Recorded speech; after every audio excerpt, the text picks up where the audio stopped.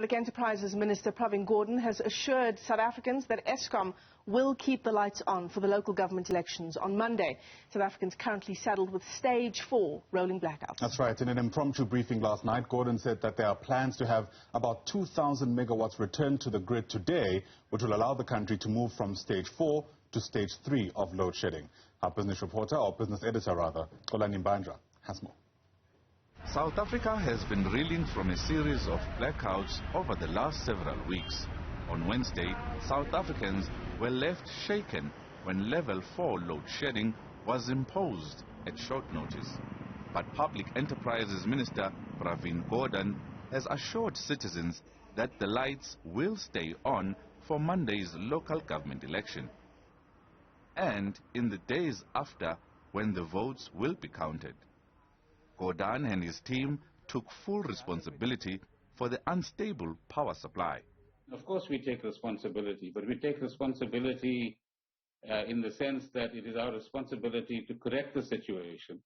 It's our responsibility to understand what's going wrong. It's our responsibility to do the best we can to get the best out of the Eskom fleet, but also out of the Eskom staff as well. Gordhan added that senior Eskom officials will be stationed at the National Results Centre in Pretoria to be on standby for any problems. The scanners that we are used to as South Africans when we go to vote are all pre-charged, informed by the IEC, and have a 12-hour battery life. Eskom senior colleagues will be based at the National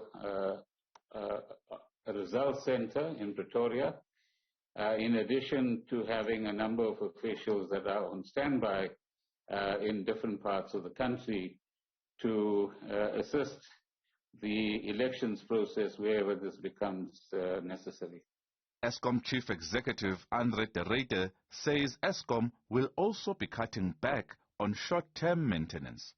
De Ruyter says units under maintenance will not be brought back online earlier than planned.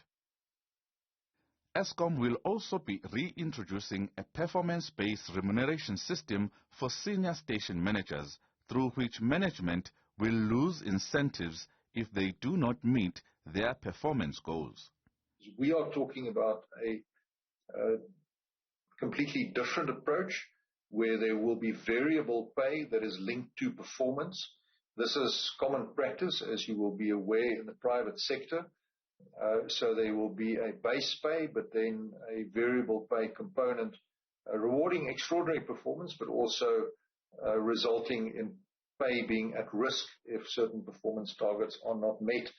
And our human resources colleagues are hard at work putting in place exactly this system. In the period leading up to elections, we will be cutting back on some of our short-term maintenance. And this is in order for us to restore both our pump storage levels as well as our diesel levels in order to provide exactly the added resilience to the system. But we will not bring back units that are on long-term outages earlier than planned.